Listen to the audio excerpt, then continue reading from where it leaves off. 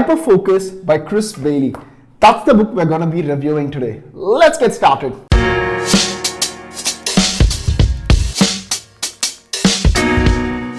Hey folks, welcome back to my YouTube channel. As I said, we're going to be speaking about the ability to focus our attention. Just a second.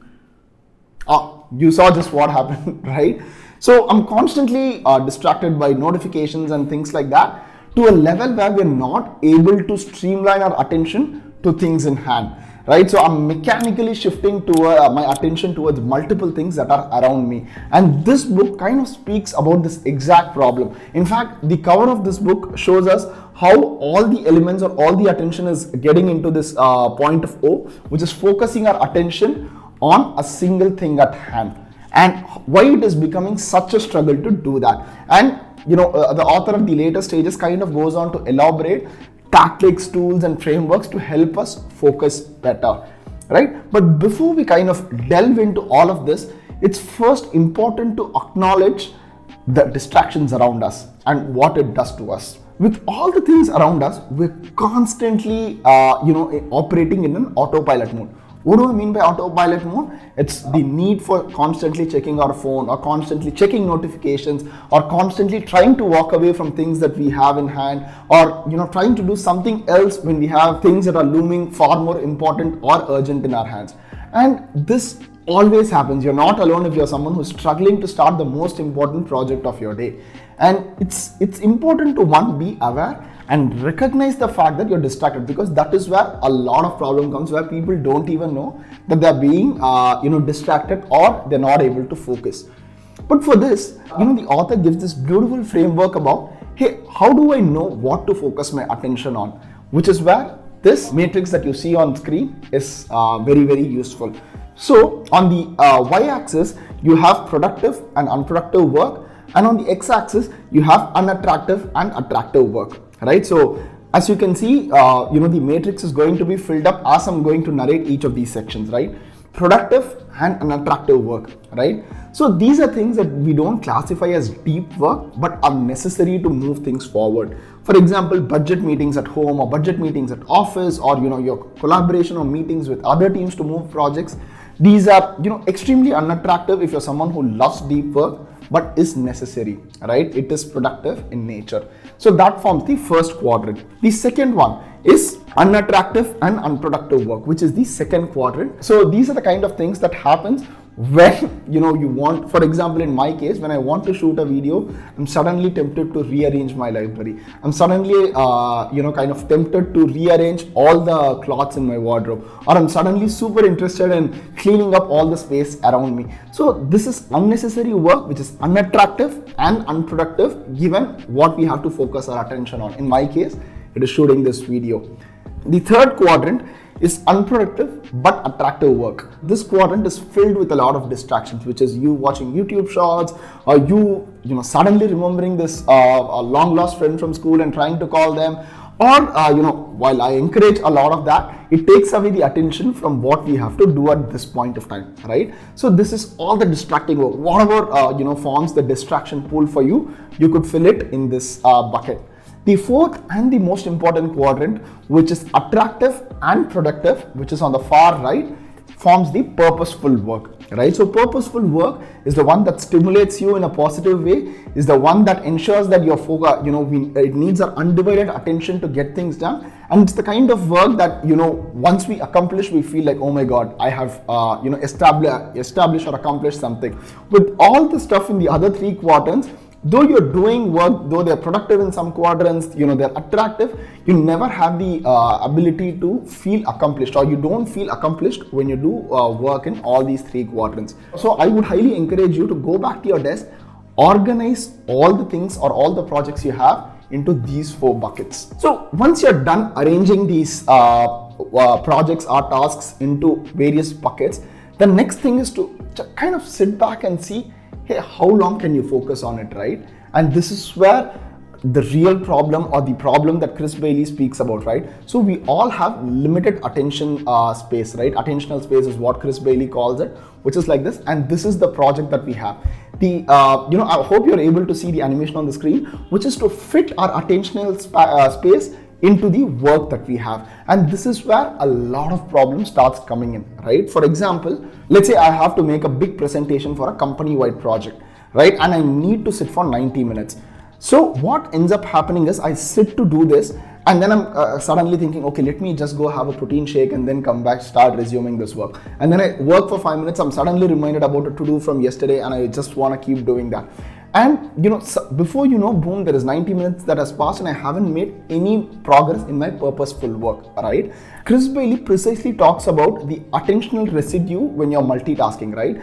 The lack of concentration or lack of attention that we're able to give in a specific project stems from the fact that we are trying to do too many things when we ought to be focusing just on one thing, right? So what happens is when I'm having the protein shake, I have to kind of remember the proportion in which I have to mix. When I'm speaking to my friend, I have to focus on what I'm going to be replying and things like that. And what ends up happening is my mind is already crowded with a lot of things before I get into what he calls the flow state, right? So multitasking is a big no, because our attentional space is very limited, and we kind of overestimate our ability to multitask when we do things, right? But is that also, am I not supposed to be doing any multitasking at all? Which is where the difference comes about, what kind of tasks you want to be doing when multitasking, right? So if you're doing any of the unnecessary, distracting or necessary work, yes, at times you could be multitasking. For example,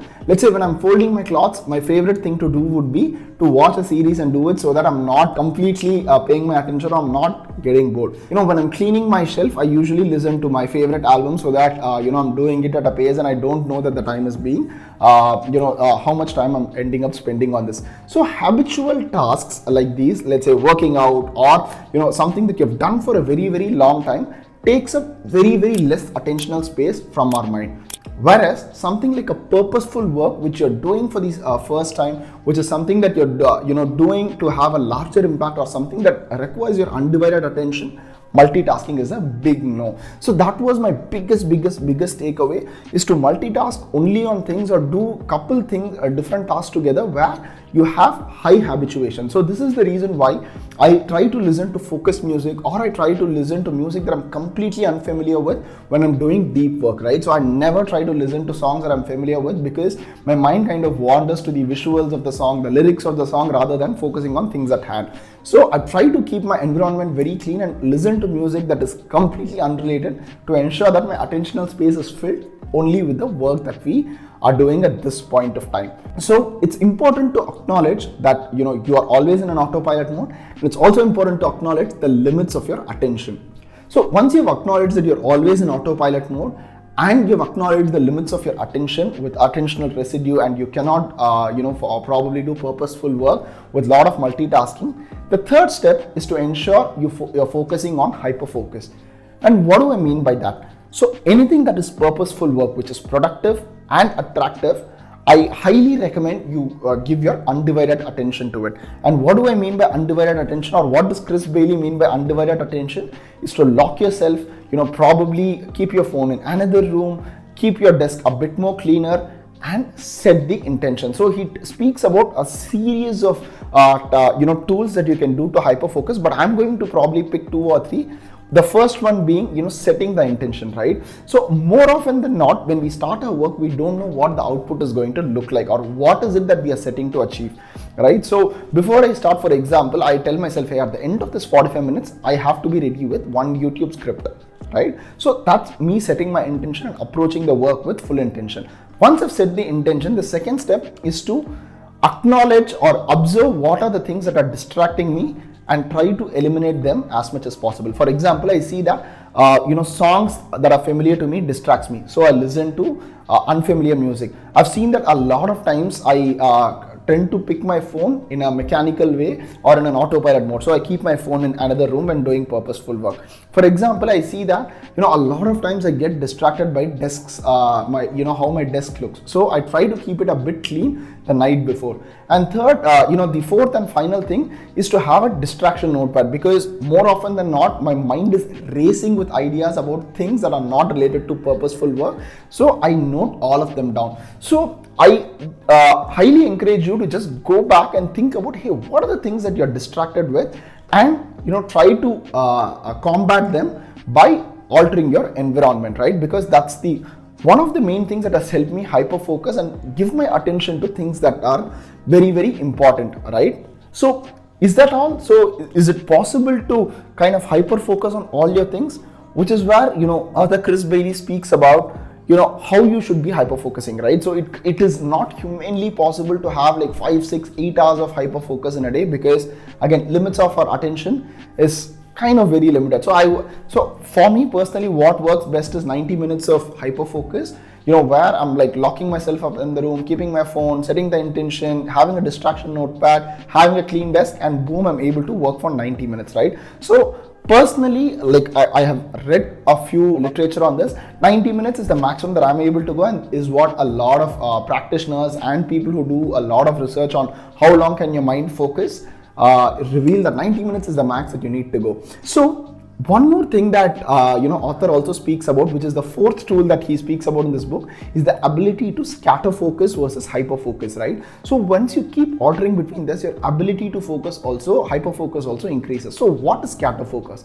So there are two kinds of things, right? So one, where you're mindlessly scrolling and things like that, because at some level when you're seeking distractions and we are seeking novelty, that's what our mind wants, which is newer experiences, and we try to fulfill that with our phone by watching shorts, by watching Instagram reels and stuff like that. And I do that. I'm not going to say, hey, I don't do it, but at some level our mind keeps seeking this novelty and newer things and that dopamine high. So this is mindless mind wandering, right? So scatter focus is mindful mind wandering, where you're just sitting back with your thoughts, right? More often than not, what happens is there is an uncomfortable thought that hits my head, and I'm suddenly, because I want to numb that feeling, or because I want to get distracted, I just start scrolling, or I just start seeing Twitter, or I just try to distract myself with some other thought. So mindful mind wandering is you sitting with that thought, letting your mind wander, so that at the end of it, you're feeling less stressed and your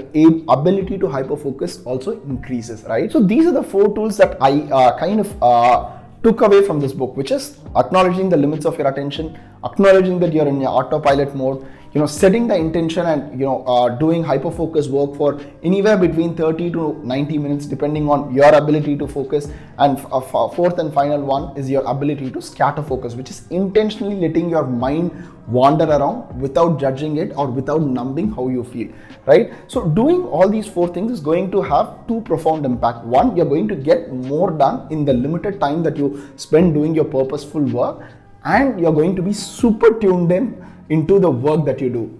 Into the conversations that you have, into making your conversations and life a bit more enjoyable, right? So ditch away all the notifications and interactions when you're hyper focusing. And this is not to say, hey, don't see the notifications, don't do any other things, but when you're doing purposeful work, ensure you're distraction free. And that brings us to the end of the review of hyper focus and things that I learned. Is there something that you do to ensure that you're hyper focusing? Do let me know in the comments. Until I see you in the next video, this is Praveen Ramesh signing off.